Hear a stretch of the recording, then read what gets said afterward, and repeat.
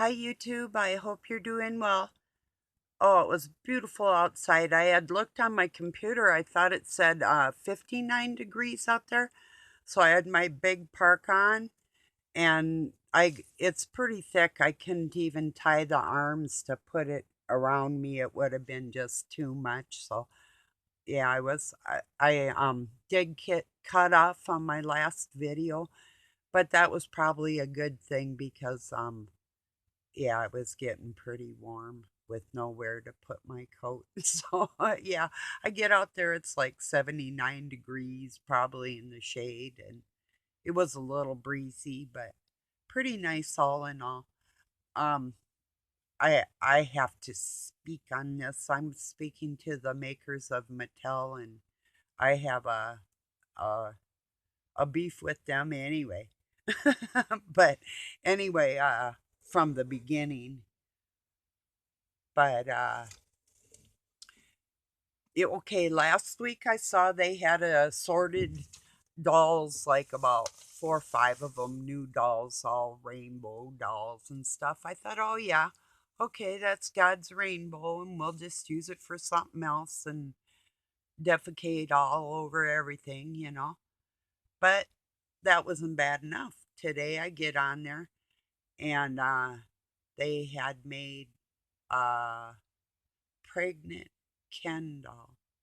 Well, Mattel, for your sickness and deviated ways, let me applaud you of the top shelf money grubbing retards that you are. What regressed CEOs and what would it be, marketing campaigners that you have? You're sick. Okay, I got a really good idea for y'all though. Here, just a minute. Okay, now, next you got Ken Jr. And you make a compartment that you can give it a C-section. You have the tiny little baby in there, but that's not all. Wait, there's more. You have to have a tiny little scalpel so you can pretend that the non-pregnant Ken, Dr. Ken, or Dr. Barbie comes in and can take little removable parts like livers and hearts from fresh brand new babies and cell tissues and stem cell, and all the things that you can use for money like they don't do over in China that people don't talk about. Probably where the Barbie dolls and most of the clothes are made. I don't know, but maybe. I don't know. Are they? Tell me. I'm not going to look it up. I think I have before. Um, Certainly I had Barbie dolls, but and a Skipper and a Ken and whatever um other ones, but and I still have some pretty precious ones. But you make me want. I mean, I have collector ones. You make me want to put them all in a bonfire. You're sick. You know. But I think that's, actually you can make a game out of it. A worldwide game where all the little people in the world could take body parts off those little baby Barbies and trade them. Maybe you could make world class trading game out of Barbie parts, you know? How's that for a novel idea? It was sickening. Um, okay, I heard something the other day. I was watching a documentary. I'm gonna roll a cigarette while I'm talking to you. Um, it was the American Jewish. I don't remember the last. Um, Maybe membership or not society. I don't think that's what they called themselves. But it was 1945. This is the truth. You can look it up. They took I think they tried it earlier and then they tried it again in 54 and 55, and I'll tell you about their findings. They took, and mind you, they took non Jewish children that were Protestant from middle class families and had them pay like $25 to put these boys in a camp.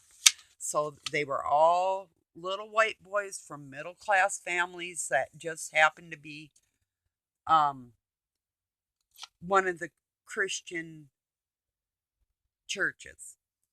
And so why didn't they use Jewish people? If you're going to experiment on people, why not use your own? You know, there's a question that I had from the beginning. So they took these 20 boys of age 11, I do believe, and it was like a real live Lord of the Flies experiment. They put them in a camp and had them name their camp. They made a flag. They didn't tell them that there was another camp of boys on the other side of these woods. And one group of boys had named themselves like the rattlesnakes or something because they had seen one of these non-traditional counselors not acting like any other counselors they had pull a gun out and shoot a rattlesnake. Well, yeah, that might have to take place anyway. But the thing is, okay, first they pitted these boys against each other, and then what the outcome, what it came through after all their experiments, from even some of the boys having to go home because of homesickness, a couple of them, and ones that were like whether they'd worked together as a team, even the ones that were from the non team, the other team. And they found out eventually in the end that these boys would always come together and work as a team no matter how they tried to like persuade them to do different things, and they did all kinds of weird things to these children. So it was called, let me see if I can remember what that was called. It's disturbing. If I can remember what it was, I'll make another video and try and put it up. It's been a couple days and I was going to bring it up, and then it sort of, but trust me that it did happen. It is real.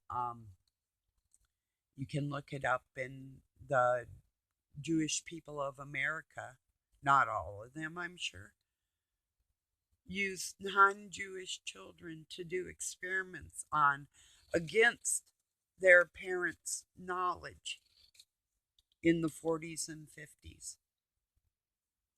So yeah, these psychological experiments have been going on for probably longer than what people know, and there's a lot more Germans that are undercover Jews, downright Nazism.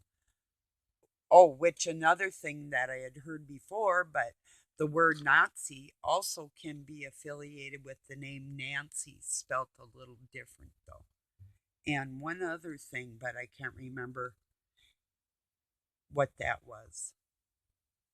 But I think it was Nanci is how they spelt it. I could be wrong, but just kind of shooting the breeze. I don't like cutting people off either, so yeah.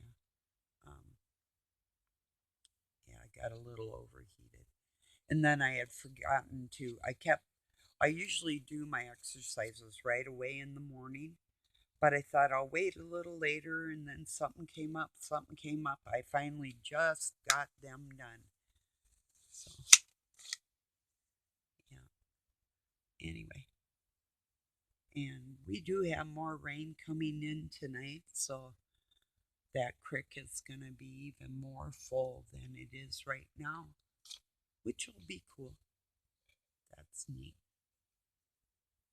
But yeah, that little thing I was showing you, um, that I thought was a violet isn't a violet. I was trying to remember. It's in the mint family. And then when I'm on my way home, walking up the driveway, just to the right of me, right as I turn into my driveway, there's a whole patch of violets sitting right there. But yeah, another time, and I can keep showing you things that are around that, um, like the whole plant of the violet is edible. You know, like salads are drying, or you can even make candy out of it. And if times were hard, just for the vitamins alone, just to pick them and eat them and have something in you, a person could do that. But so I did get another flea collar on another outside kitty this morning. Heart baby. She didn't claw me at all. I put it real loose to get it around her head. And usually I'll cut some extra off on a tinier cat. Excuse me a minute. But I left it bigger because she might get bigger. Her sister Puma has been really growing lately, and Heart Baby might too. So I thought, well, I'll leave it a little bit. But she kept trying to walk away when it was loose on her. I kept having to grab her and get it adjusted. And I've got it. They're the ones that are quick release. If they get caught on a stick or anything, they'll be able to release themselves instead of choking to death. So that's important when you have outside animals anytime, I think, as far as ones that you put, flea collars on or whatever. So, or if you have ones that run like in the woods or something, like a dog or it was like one day Doug had a dog, and one day she had her collar on her for one freaking day, and she was very smart. She probably went under something on purpose, and it looked so pretty. She was all black except for a little white in front, and I bought her a red collar, and it was the prettiest on her. Red and black looked nice, and um, she lost it. I kept looking for it, and I think I did find it like years later under a vehicle, like a truck. She walked under a truck and snagged it on something to get it off. So her name was Reefer. Um, when and Doug didn't even smoke when I met him. Well, occasionally. Um, and he's gone like decades without. So every once in a while he'll have a little something. But I called her Woofy, and when people around from school, my kids' school, we called her Woofy, not Reefer or Reef, because you know it's just I wouldn't. I had one named THC. I called her TC for short, you know. But she was a terrible, horrible clown. That's she was too. She was part wolf and part husky, and almost got me in trouble. Yeah, she chewed up a neighbor's dog pretty bad. So yeah. Anyway, yeah, that's not cool. But somebody had let her see. I didn't. It was I was at work, and um, usually I would think if it was like a friend of mine, they wouldn't have done that. But there was some brain dead people around, and I had this giant screened in porch, and I had my Irish setter and TC. So Dandy and TC were in on the porch. They had a couch, and there was chairs there, and somebody came in and didn't shut the door after they got out of the porch. And my dogs, otherwise, no, my dogs didn't get out, you know, not by my doing. So that's how I ended up getting in trouble because when the neighbor lady let her dog out, my dog saw that and she went out after her. So because she had been, they bark at each other and stuff. And I mean, she didn't kill the dog or chew it up to make it bleed or anything, but just enough where I got in trouble and they told me if it happened again, they'd kill my dog. It's like yikes. So yeah, but somebody that I knew came to my house when I was gone, and I think it was, to be quite honest, um, I think I had some smoke, and a lot of people in that area didn't, and I had people over there all the time, and I just give them some. I didn't do anything illegal. I just sharing with my friends, you know, and literally traded for like food and different things in my life like that or whatever, gas money, you know. So yeah, but I'd usually just get some and share it. That's the way I like to do things, you know. I've never been a drug dealer, is what I'm telling you. you know.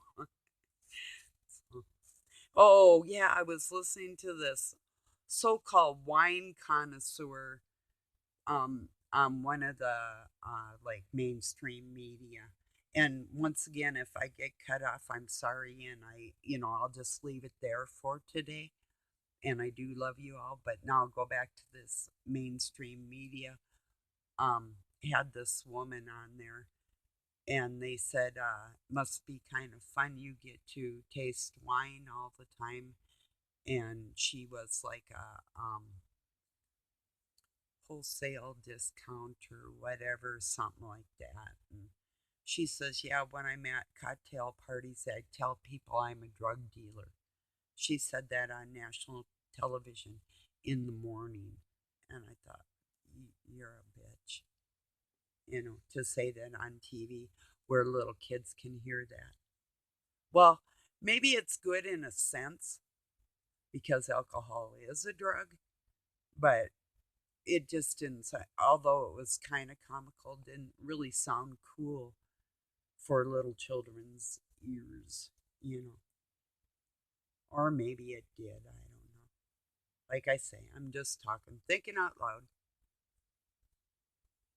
It's a disturbing world.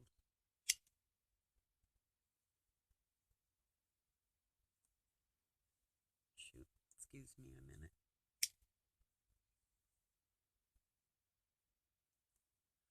Peter Benton, your lamb burger with cheese on it sounds good. I have never had ground lamb. Um, I've had mutton roasts and lamb chops, and my favorite is to take and um, marinate a lamb shoulder and barbecue it on the grill, slow cook it. That is so amazing. I did that on my wedding day. Well, I should say Doug did it. I marinated it, got everything ready, and then he was cooking it. I usually do the cooking on the grill, but that day, and he used to do more of it. But anyway, he did that day, and he'd bring out, when parts of it were done, he'd bring out bites for everybody, and that, oh, it was so phenomenal, really good. Yeah.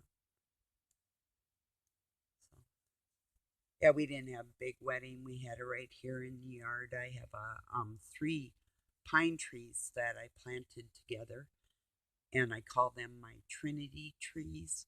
I have a few different spots that I planted, some like that. And Doug's mom and dad, they were like sticklers for cutting trees apart and making the one in particular grow to its fullest. I have some like that too, but there's some I like to leave in their natural clumps and just let them do what they want to do. So it's like, so and it's beautiful under there too. So yeah, but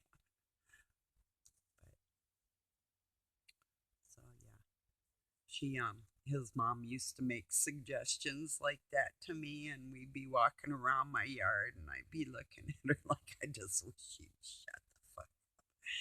I loved her. I did love her.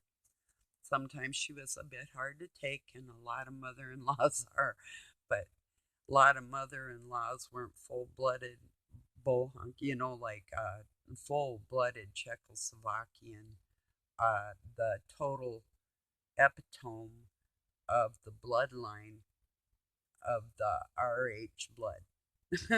Just right there, you know. Yeah. I guess her mother was even worse, and she'd only speak in Czech, and I guess it sounded really scary. Doug said, really bad. I could see that. See, people don't know him too well, you know. So his mom, instead of just doing like I did when her ex drunk um tried to just sell her wash machine, mine did like far worse than that. But just for doing that, she took a straight razor and sliced him up. When he tried to hug her, she sliced the shit out of him, tried to kill him. Like, whoa. I've had people try to kill me, and I still would not try to kill them like that. Get them away from me and keep myself safe, yeah. But mm,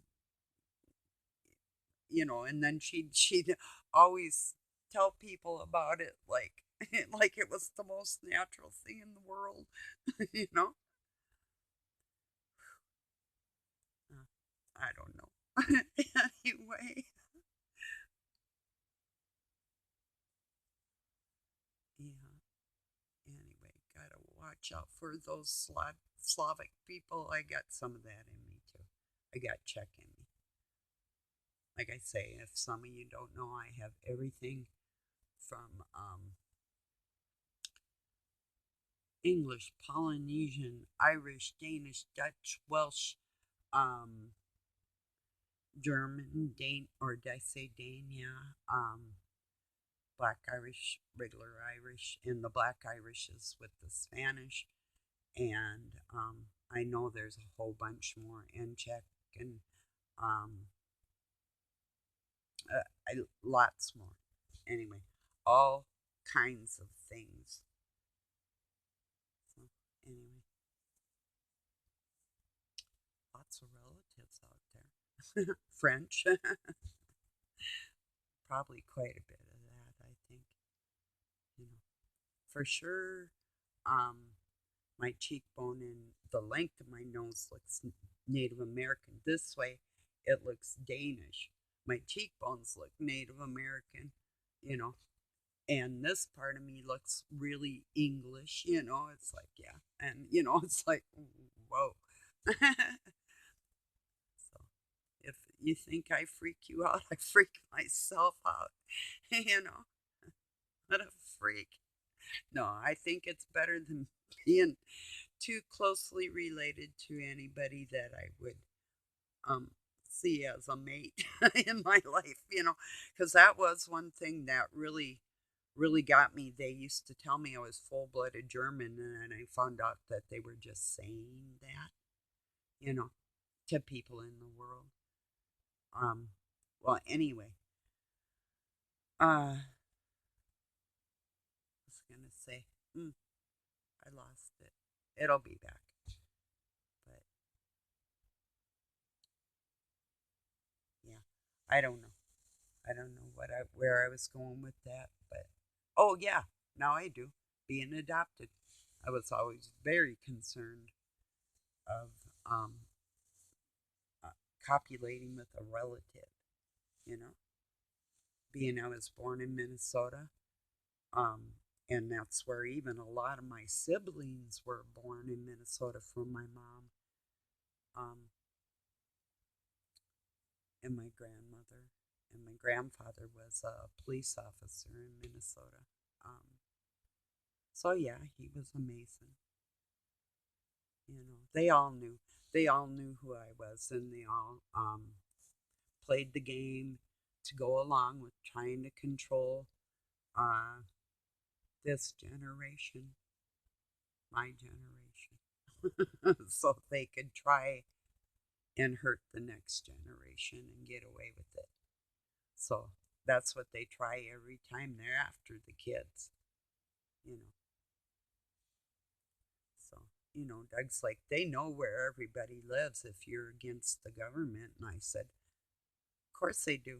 You know, I don't care. I'm not afraid. God takes care of me. So nobody's going to do nothing to me.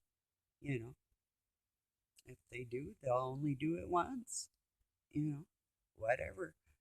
That's why I won't be quiet because it's not worth it to just sit here and not say anything about anything if people don't know. Like you probably didn't, you were probably at work today. You didn't know about that pregnant Ken doll.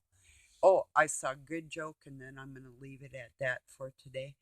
There was a friend of mine passed around a meme that said, for all the lactating pregnant men, it's time for you, or you want, she should have worded it, for all you lactating men that have given birth, it's time, but she said, for all you lactating men, it's time that you step up to the plate and start donating some of your breast milk.